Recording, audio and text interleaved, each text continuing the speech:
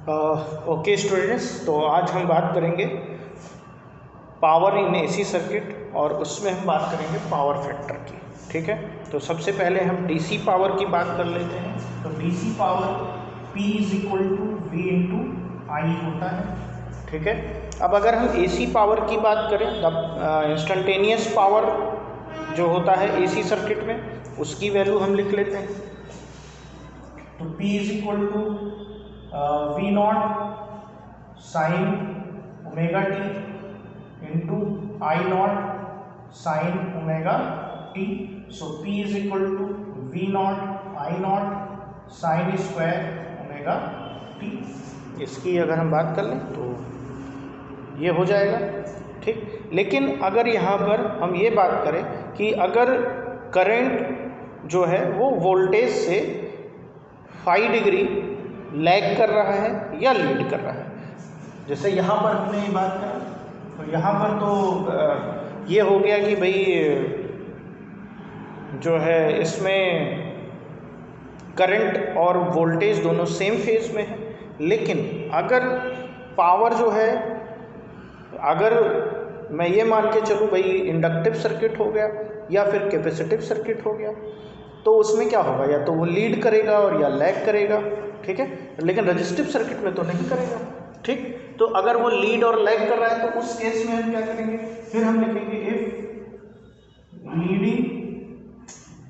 If leading और lagging circuit will be there.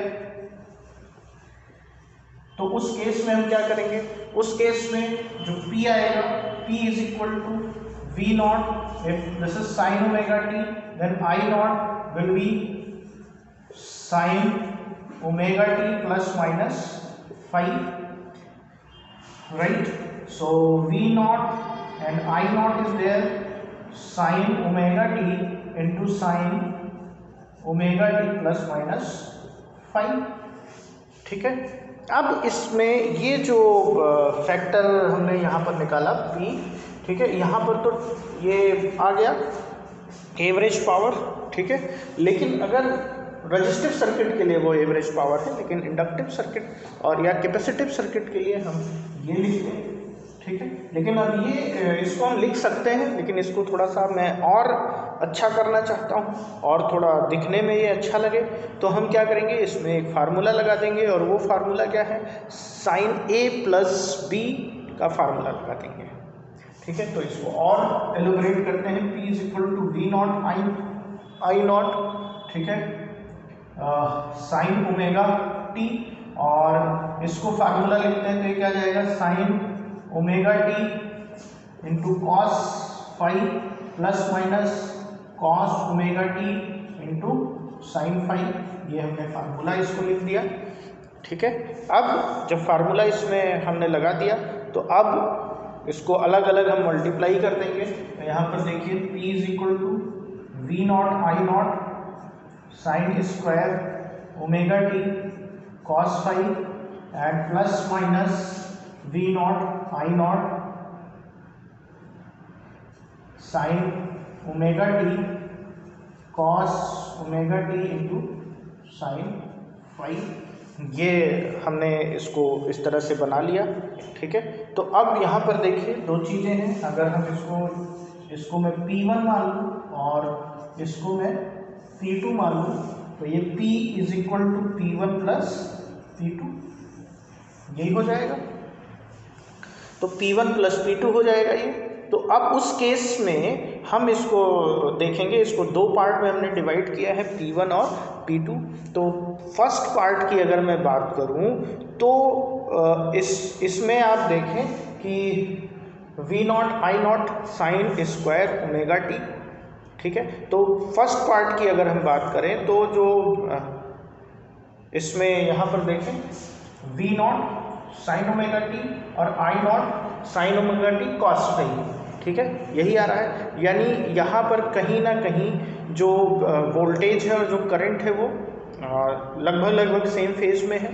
ठीक है, क्लियर। और दूसरे केस में आप देखें तो दूसरे केस में यहाँ पर पहले वाले में साइन ओमेगा, अच्छा ये भी यहाँ पर देखिए कॉस फाई है और यहाँ पर, तो दोनों के केसेस में आप यहाँ पर देखिए कॉस, यहाँ पर साइन फाई और यहाँ पर कॉस फाई। अगर यहाँ पर फेज अगर हम सेम कर दें, यहाँ पर देखिए अगर ये फाई को अगर मैं सेम कर दें तो ऑलमोस्ट जो है अगर तो इसमें जो है एम्पलीट्यूड जो दोनों का है वो ऑलमोस्ट जो है कहीं ना कहीं बराबर हो जाएगा अगर फेजेस सेम कर दें, यानी यही सिचुएशन आ जाएगी जो ऊपर वाली सिचुएशन है।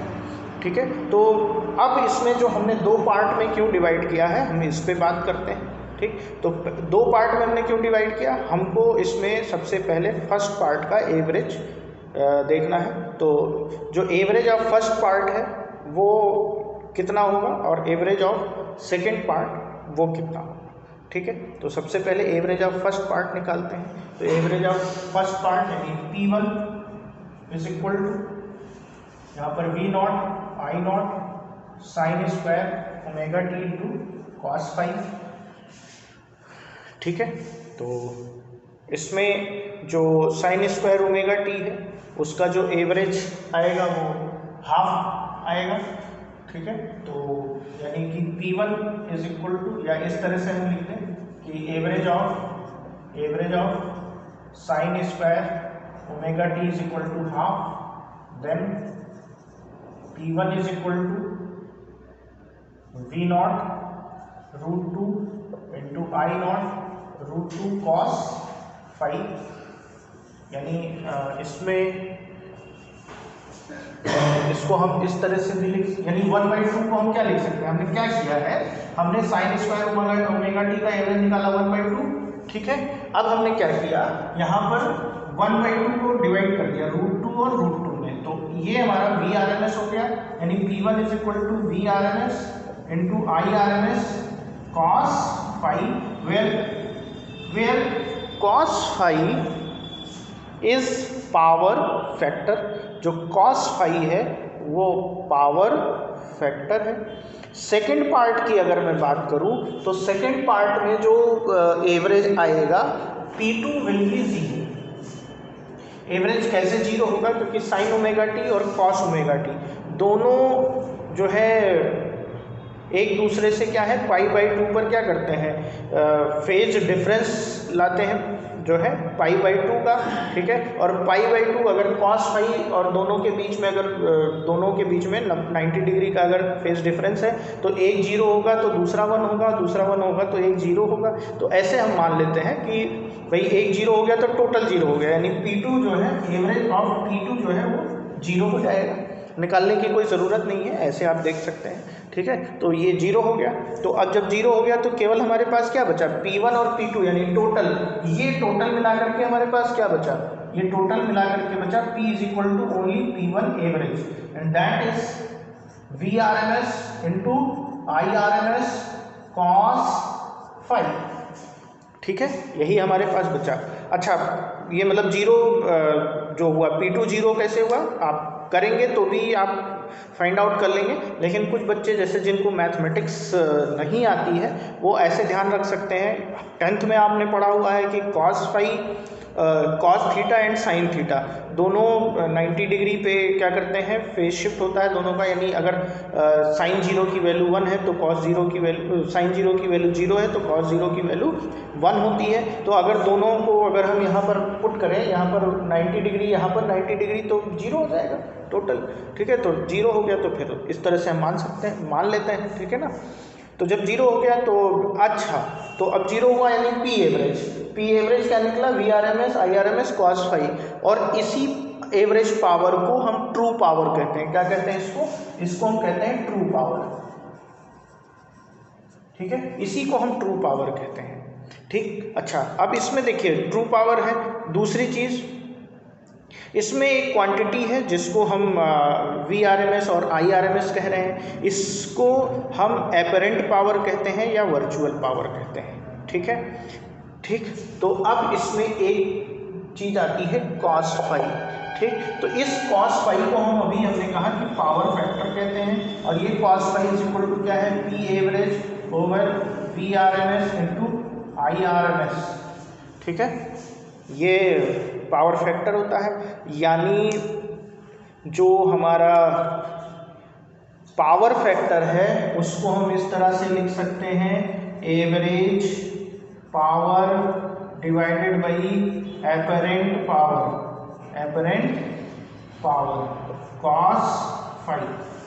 ठीक है, यानी जो हमारा पावर फैक्टर है वो क्या होता है, power factor is the ratio of average power to the apparent power किसी भी एसी सर्किट के लिए। ठीक है, ओके, थैंक यू। कल हम बात करेंगे वॉटलेस करंट की, और एलसी ऑसिलेशन हम पहले बात कर चुके हैं। ठीक, अब इसके बाद हम वॉटलेस करंट की बात करेंगे, और आरएलसी जिसको आज समझ में नहीं आया वो हम कल बात करेंगे उस पर। ठीक है, थैंक यू।